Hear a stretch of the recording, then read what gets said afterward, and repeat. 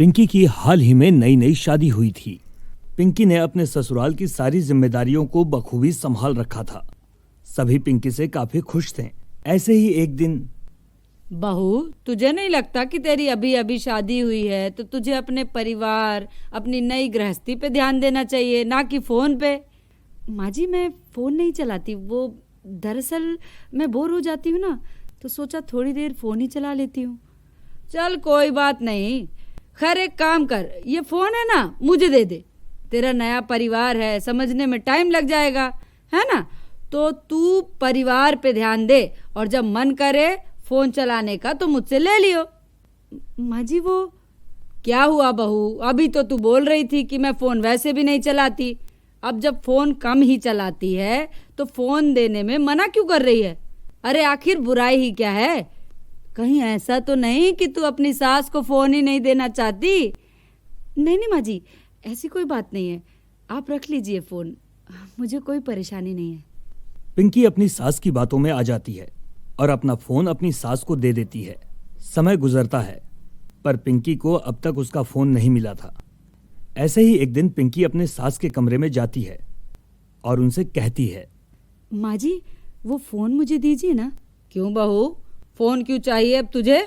माँ जी, मैं घर में बोर हो जाती हूँ, साथ ही साथ आप भी नहीं रहती, तो बस इसीलिए।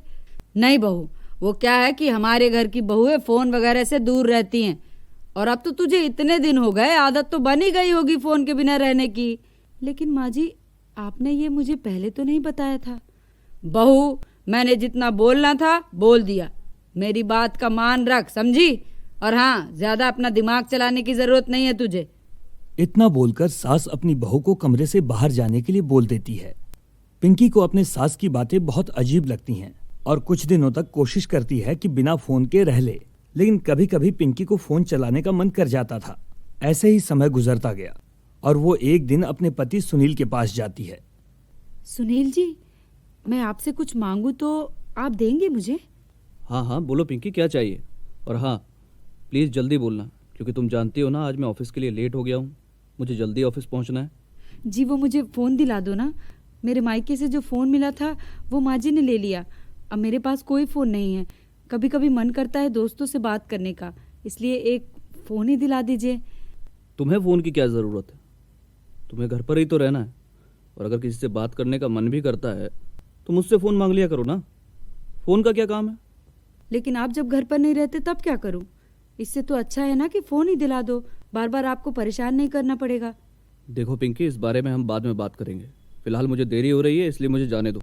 शाम को हम इस बारे में बात करते हैं, ठीक है? सुनील भी पिंकी की एक नहीं सुनता और वहां से अपने ऑफिस चला जाता है। ये सब देखकर पिंकी को बहुत बुरा लगता है और वो रोने लग जाती है। रोते हुए पिंकी खुद से ही बात करते हुए कहती है,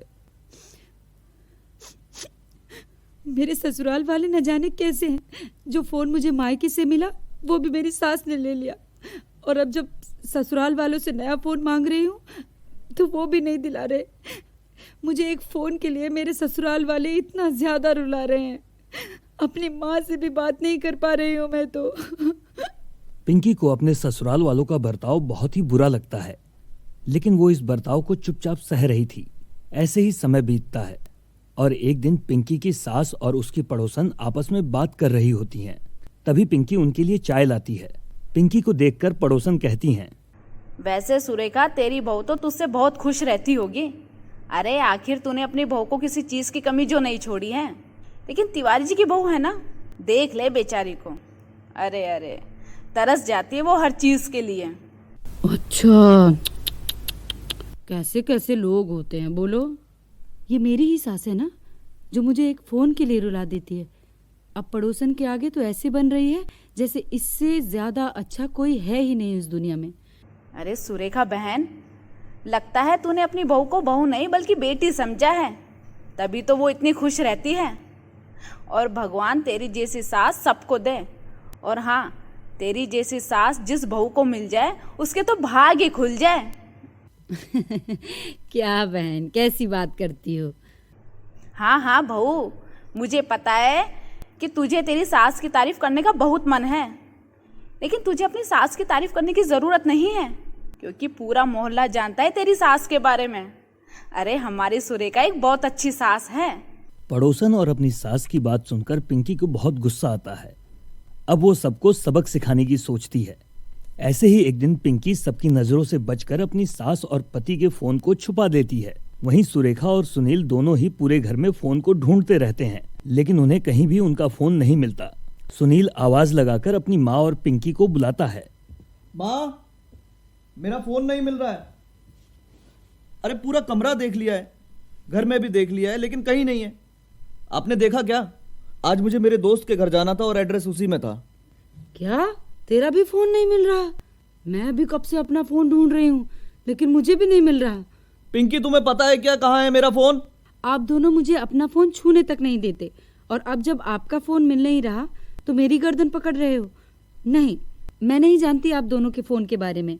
आपका फोन आप ही जानो। पिंकी इतना बोलकर वहां से चली जाती है। पिंकी के जाने के बाद सुनील और सुरेखा दोनों अपना फोन ढूंढते हैं, लेकिन उन्हें अपना फोन कहीं नहीं मिलता। परेशान होकर सुनील और सुरेखा बैठ जाते हैं। उनको परेशान देखकर पिंकी दोनों के लिए पानी लेकर आती है। अरे हाय दैया, कहीं हमारा फोन चोरी तो नहीं हो गया? पता नहीं माँ, पर जो भी है, मुझसे बिना फोन के एक पल तक नहीं बिताया जा रहा है। पिंकी ना जाने कैसे इतने दिनों तक बिना फोन के रह रही थी। हाँ बेटा, सही बोल रहा है। तो अगर मैंने बहू का फोन ना लिया होता तो शायद अभी उसके फोन से खुद को फोन करके हम पता लगा लेते कि हमारे दोनों के फोन कहाँ हैं। खैर, अब क्या ही करें। अच्छा, एक काम कर, दुकान जा और 3 फोन लेकर आ जा।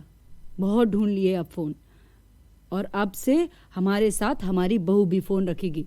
हाँ माँ, अब हमें अपनी गलती का एहसास हो गया है। कोई ज़रूरत नहीं है 3 फोन लाने की। आपका फ़ोन खोया या चोरी नहीं हुआ है, बल्कि आप दोनों को अपनी गलती का एहसास करवाने के लिए मैंने ही आपका फ़ोन छुपाया था। अब आप दोनों को अपनी गलती का एहसास हो गया है तो दे देती हूँ आपका फ़ोन।